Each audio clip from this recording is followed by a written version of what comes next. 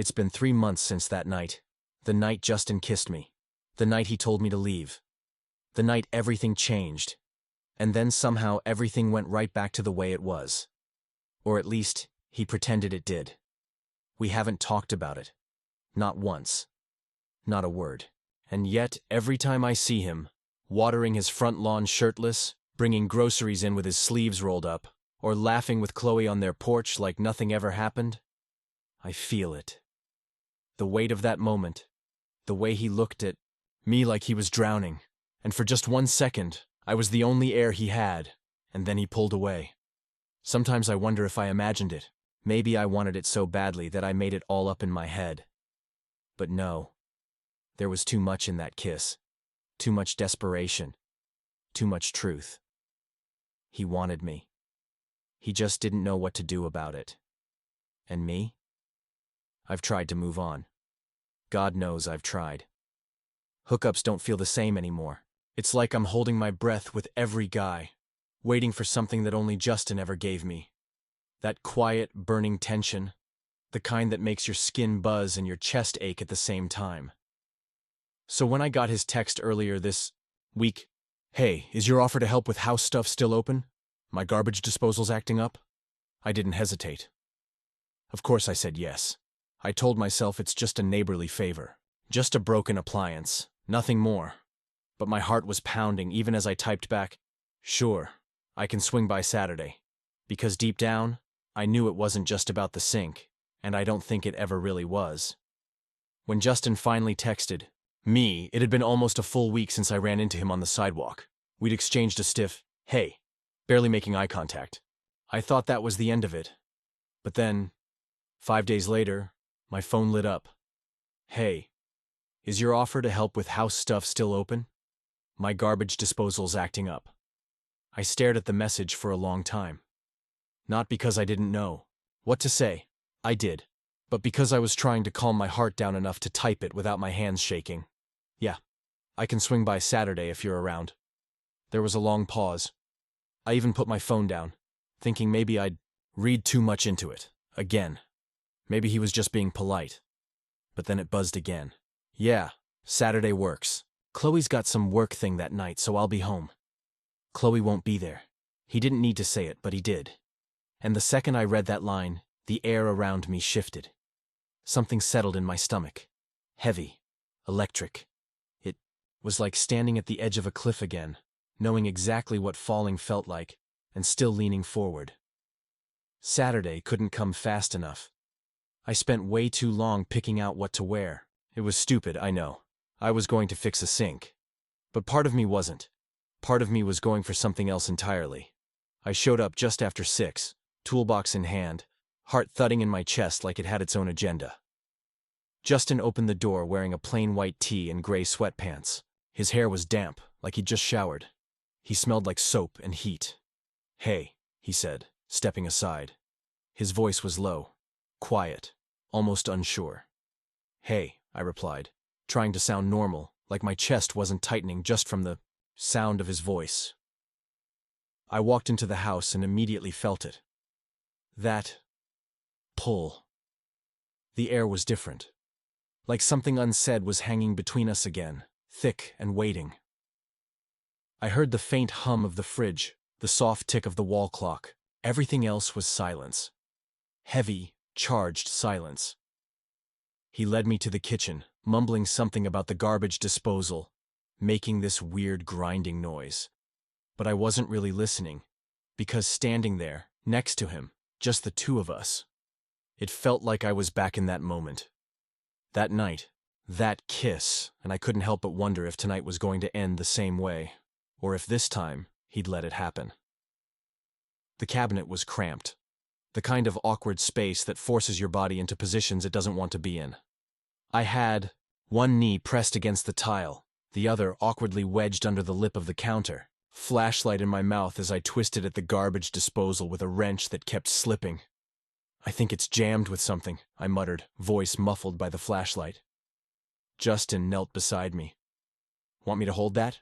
He reached for the flashlight, and in the movement, his arm brushed against mine. Just a brush. But my skin reacted like I'd touched a live wire. He didn't pull away. He held the light steady while I worked, but I could feel his eyes on me. Not just in that polite, observing way. I could feel them. Heavy. Lingering. Tracing. "You okay?" I asked, not looking at him. His voice was low, distracted. I tilted my head, glancing up. He blinked, like he hadn't realized I caught him staring. Yeah. Yeah. I went back to the task, letting the silence stretch. The air felt warmer now.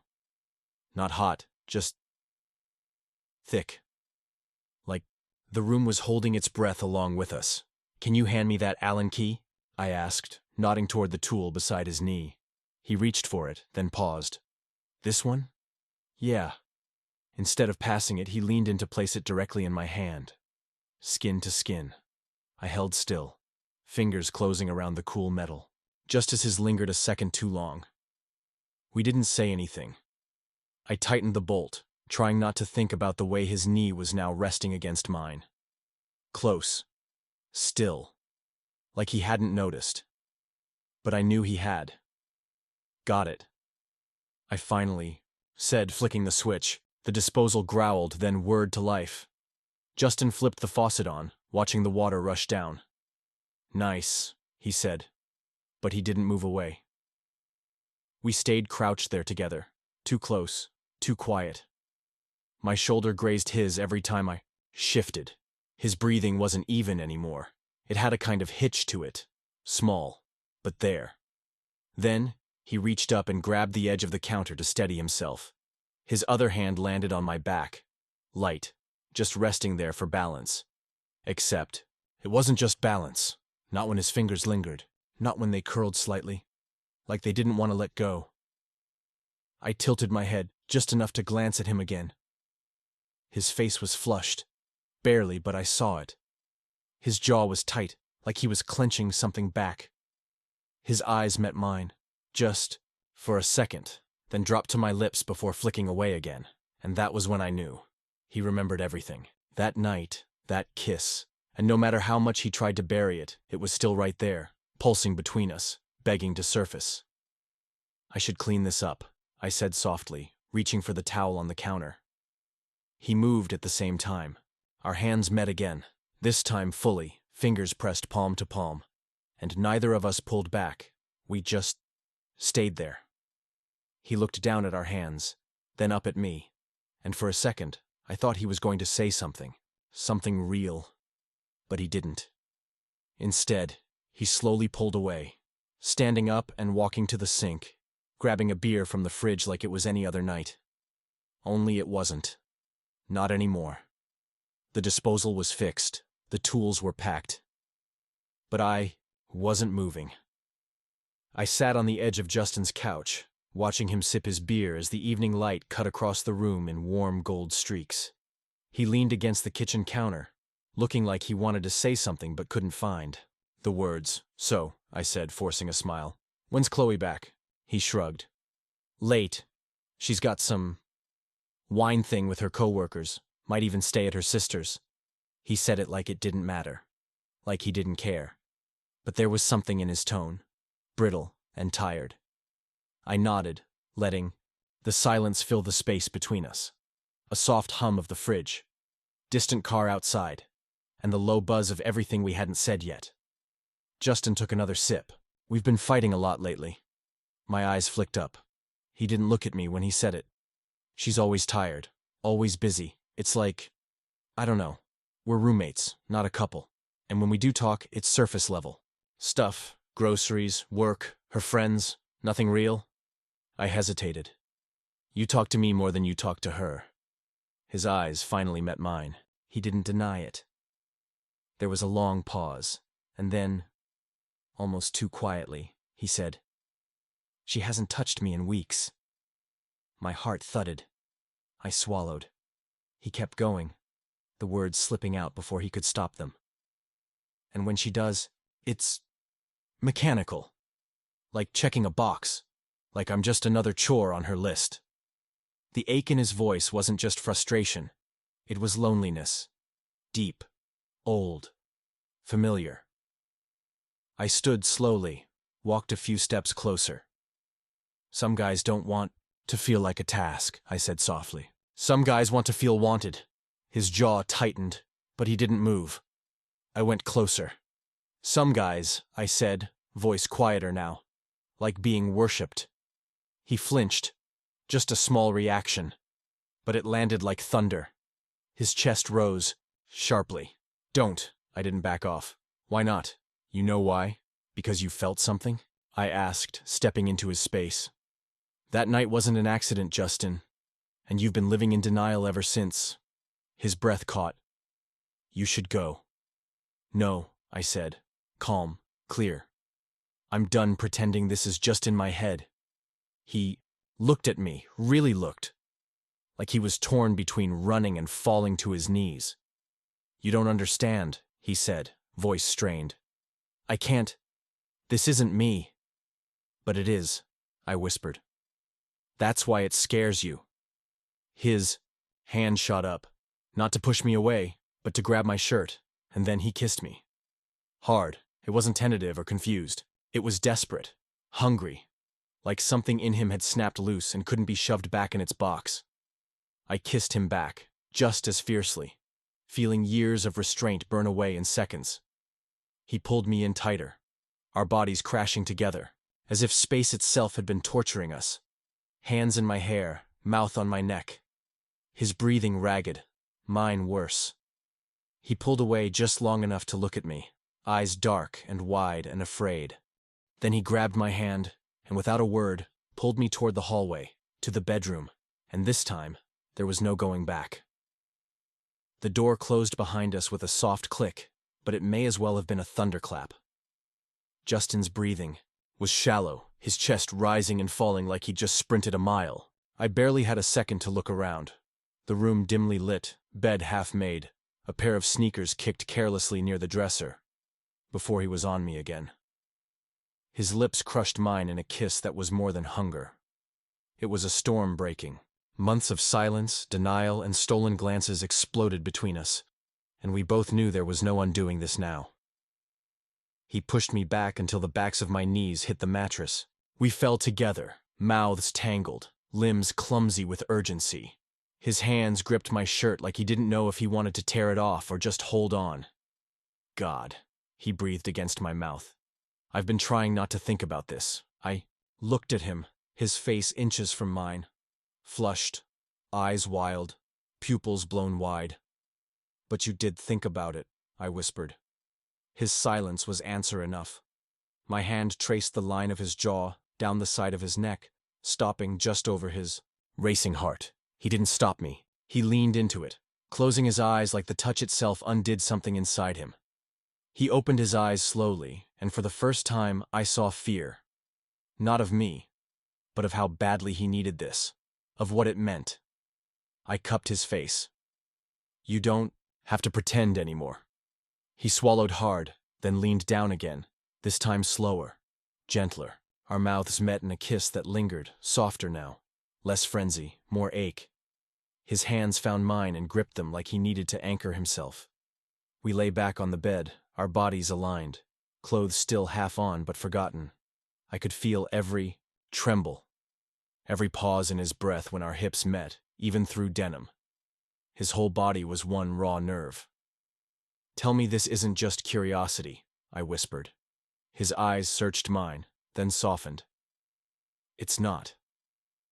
It never was. That confession shattered something in me.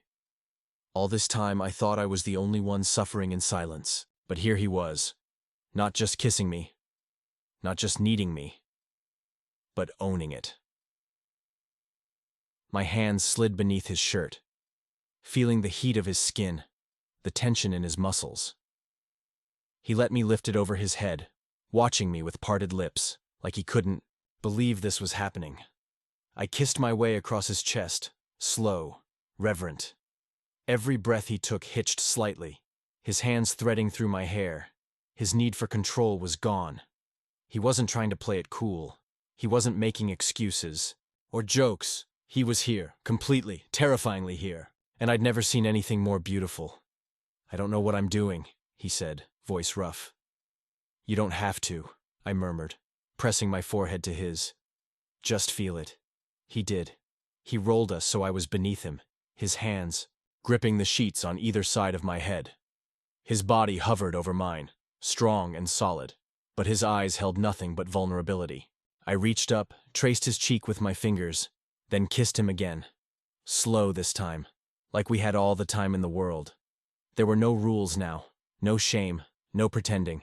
He kissed my neck, my collarbone, breathing hard between each touch, like it grounded him. And when I whispered his name, it was like it unlocked something even deeper. He let out a sound, half groan, half relief, and pressed his forehead to my shoulder, hands trembling slightly. I wrapped my arms around him. It's okay, I said. I've got you. He nodded against my skin. I didn't think I needed this, but you do, I said. He looked up at me again. His eyes weren't guarded anymore. They were open, wide and wet, shining in the low light. I didn't know it could feel like this. I kissed him then, like I was trying to tell him everything I'd ever felt. The nights I stayed up thinking about him. The way my heart ached when he looked at me like I didn't exist. The sweetness of this impossible moment finally blooming between us. Every brush of skin, every moan, every whispered name was a confession. When we finally lay tangled in each other's arms, breathless and quiet, the world outside had vanished. There was just his hand on my chest, my fingers in his hair, his leg draped over mine, keeping me close. He stared at the ceiling, jaw slack, still catching his breath. I turned my head to look at him. You okay? He nodded slowly. Yeah. What? I've never felt this wanted. I smiled, my chest tightening in that warm, bittersweet way. You are. You have no idea. He looked over at me, and in that look, the quiet awe, the soft disbelief, I knew this was more than just a physical moment for him. It was a shift, a crack in the mask he'd worn for so long. We didn't say much after that. We didn't need to. Our bodies spoke louder than words ever could, but I knew, even as we drifted into silence, that morning would come. That real life would return, and that whatever happened next, we could never go back to how things were. We lay there, the room still dim, the air thick with the scent of sweat, heat, and something else, something unspoken but powerful. Justin's arm was draped across my chest, his fingers absently moving over my skin like he didn't want to let go just yet. I stared at the ceiling, waiting for the moment I'd been dreading, the moment he would pull away. Regret it. Tell me this was a mistake. But it didn't come. He stayed close, breathing steady, his body warm against mine. Minutes passed, maybe more. I didn't want to break the silence. I was afraid I'd ruin whatever this strange, tender peace was. Then, quietly, he spoke. I can't keep doing this, he said. My heart stuttered. I didn't know what this meant, what part he was talking about. Us? Her? Himself? I turned to look at him, but his eyes were already open, fixed somewhere beyond the walls. I keep waking up every morning feeling like I'm watching someone else's life, going through the motions, playing a role I never even auditioned for. He shifted, propping himself on one elbow, facing me now. I don't know what this is between us, he said, his voice low, raw. I'm still figuring it out. But I know one thing for sure. I held my breath. I can't go back to pretending. Not with Chloe. Not with myself. I blinked, trying to process it. You mean? He nodded slowly. I'm going to end things. With her. My stomach turned with a strange mix of emotions. Shock, admiration, guilt, even fear. This wasn't just about us anymore. This was real life, real consequences. You don't have to do that because of me, I said softly. I'm not. He looked at me, eyes clear now. I'm doing it because I've been lying for too long. To her, to myself. And, yeah, maybe to you too. The honesty hit me like a wave. He wasn't giving me promises or fairy tales. He wasn't suddenly sure of who he was or what this would become. But he was done hiding, and that was more than I ever thought I'd get from him. "I don't know what comes next," he said, voice barely above a whisper. I nodded, my throat tight. "Me either." He reached for my hand, threading his fingers through mine. "But I think I want to find out," he added. We lay like that for a long time.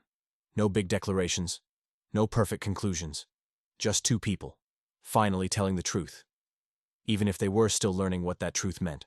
Didn't know what tomorrow would bring, whether he'd change his mind, whether things would get messy. They probably would.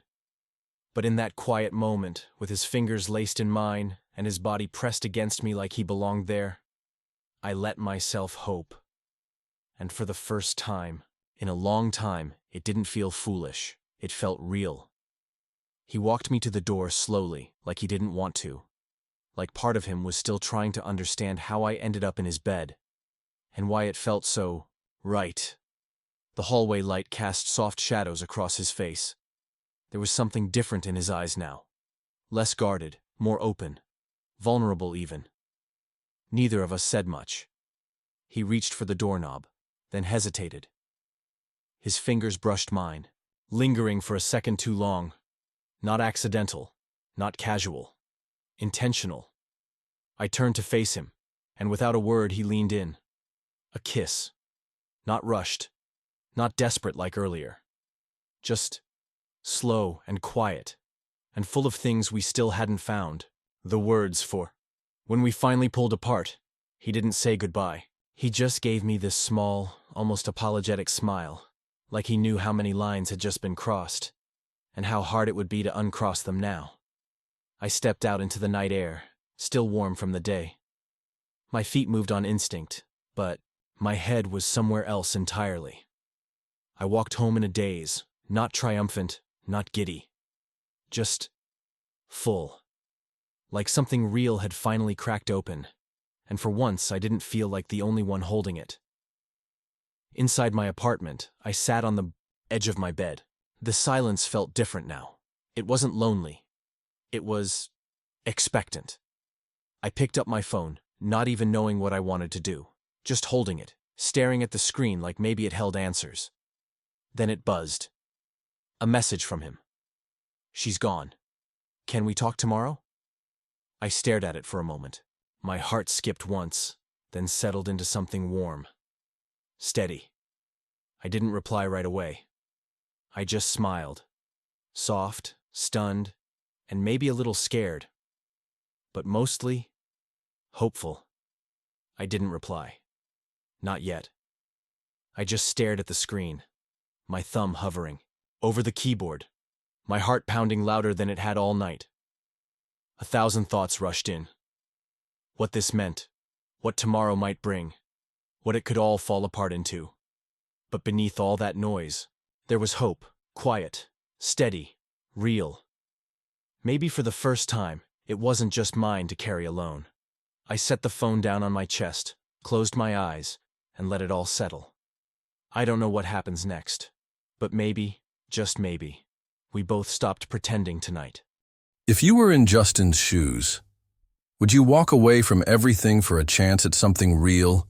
Let me know in the comments. And one more thing. Should Alex trust him now? Or is this just another beautiful lie waiting to fall apart?